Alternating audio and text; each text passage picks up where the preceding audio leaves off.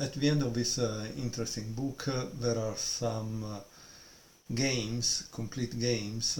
Again, I believe the book is for advanced players that already have an opening repertoire. This volume 1 is for black and that want more ideas to outplay their usual opponents that know about their repertoire. So this is also true for club players, because if you have your usual repertoire and you need those final points to win a tournament, maybe you need some ideas that are a little out of the box. A little out of the box, okay? The guy is not proposing something crazy. He's just saying some moves that are less used, that the computer preparation would not cover them. And so that is worth it. Let me show you one game that I found interesting. Okay, so we are at page 299. This is part 3 of the book showing ambitions. The game is Aronian Levon, white, against Kramnik Vladimir, played in Berlin 2018. Aronian starts with e4, e5, knight f3, knight c6, bishop b5, knight f6, d3, bishop c5, bishop takes c6, d takes c6, castle, queen e7, and here Aronian makes a dubious move, that is h3. Obviously here there is a diagram, which means Grandmaster Ipatov thinks you should stop in this position and think what would you play if you were black.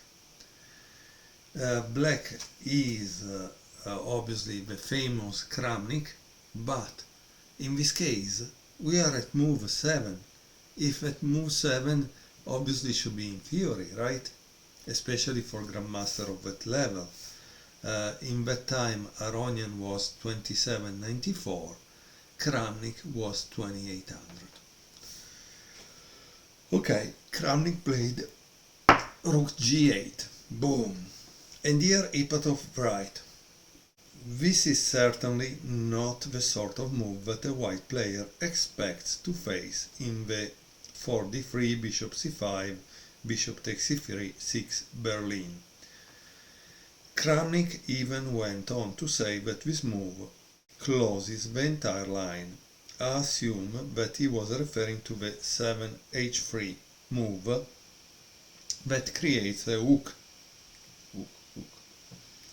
that subsequently enables black to open the G file, okay? I'm not that much interested in talking about theory and objectivity in this chapter.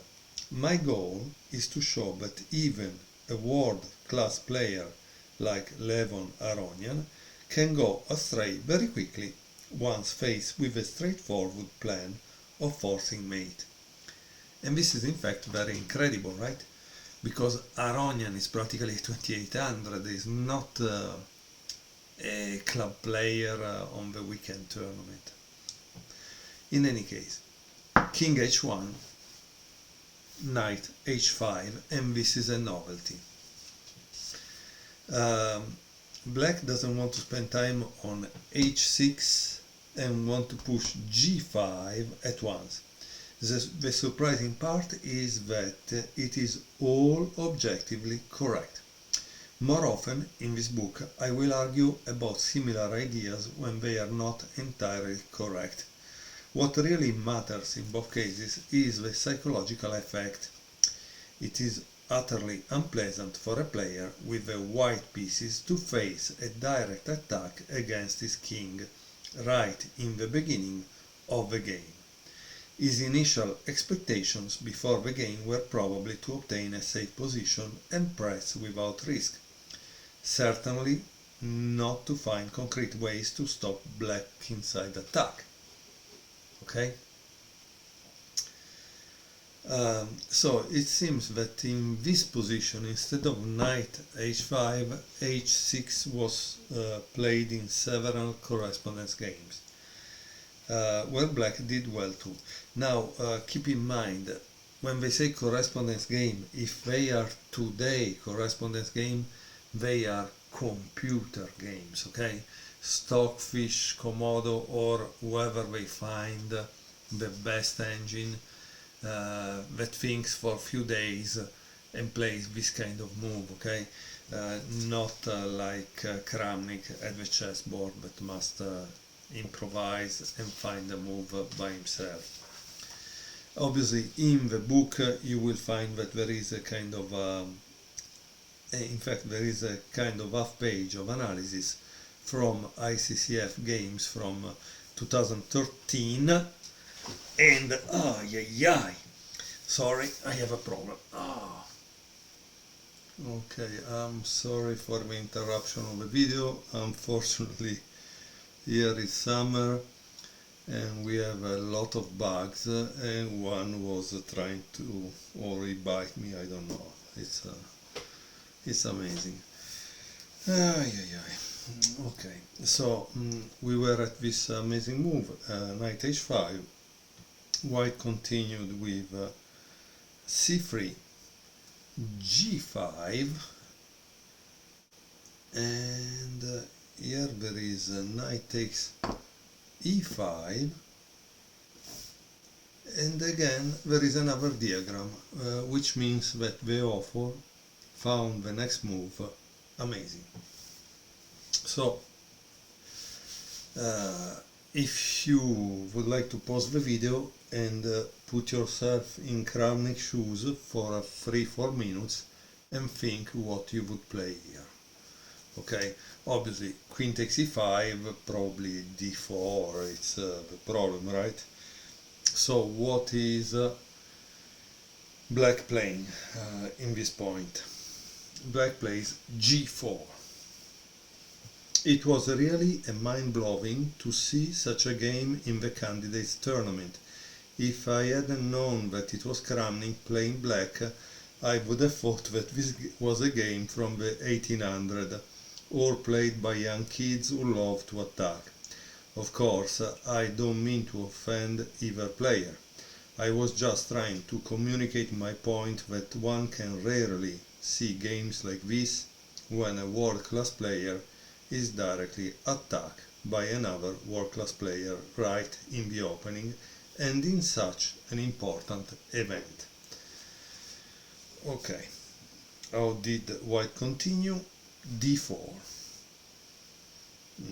So it seems that obviously h take g4 is wrong because of queen h4, king g1, knight g3, and then that. You must remember that if this is here instead of here, it's a problem, right? Okay. So if you have it here, that's also the reason probably why you cannot take directly. Yeah. Okay.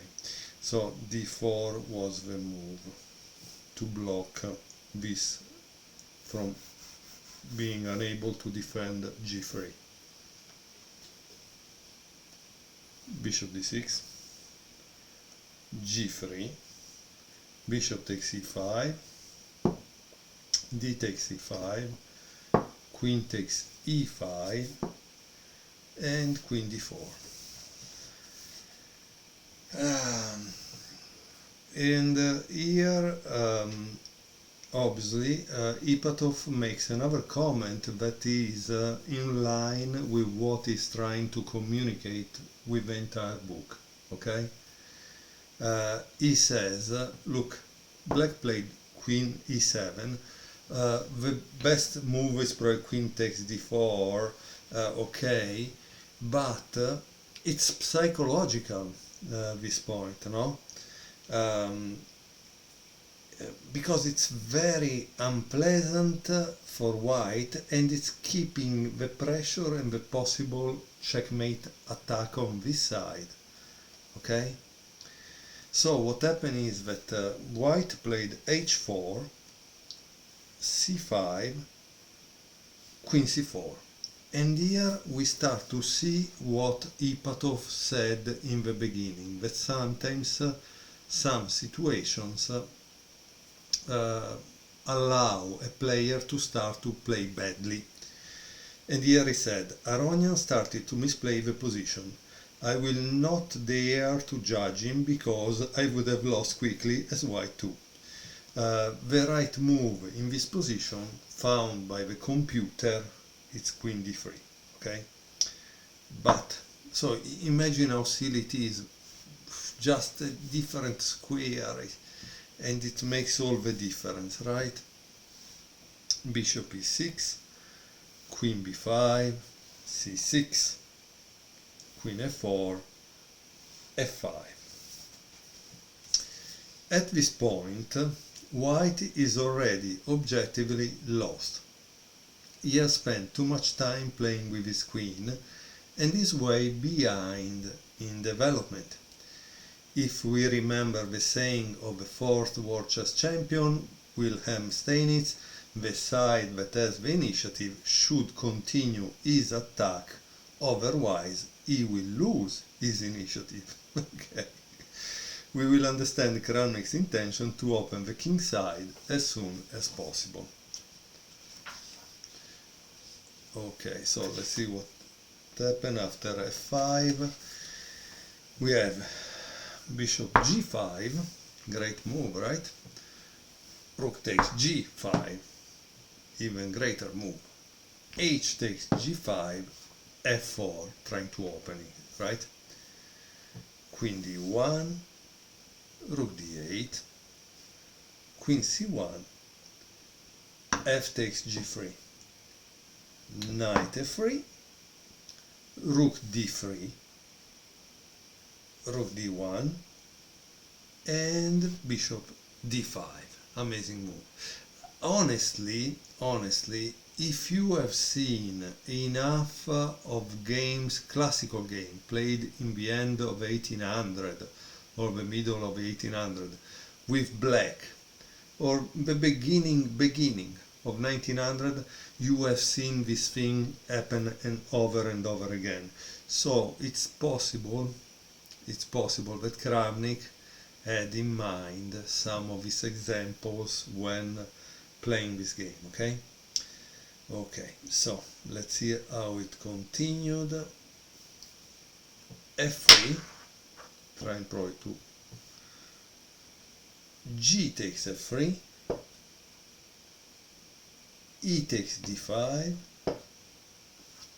queen e2, and now the death is near, rook e1, and g2, and here Aronian resigned. Now let's go back a couple of moves, okay? Let's go back to when we were in this situation, because I think everybody will be interested in understanding a little more. Okay, so I think this was the position. He played f3. Now let's see one thing. What happens if he plays e takes d5 right away? Here there is queen e4 check, king g1, g takes f2, king takes f2, rook f3, king g1, rook g3, king f1, queen h1, king f2, and queen h2, king f1, and track. Okay, so when we were here, no, wait, that's the reason why I played the king f1. So king g1, so I think the queen was probably on e4, right? let's see. Yeah, queen was only 4. Queen g1, so rook g1, rook g3, king f1.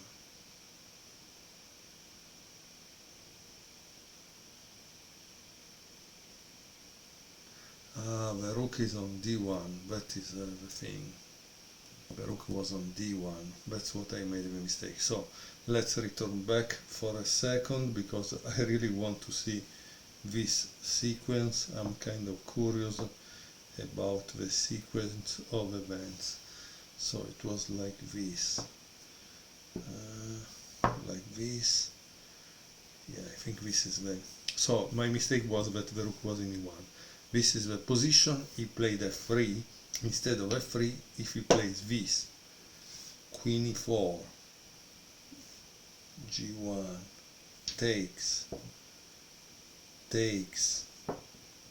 rook f3, king g1, g3, f1.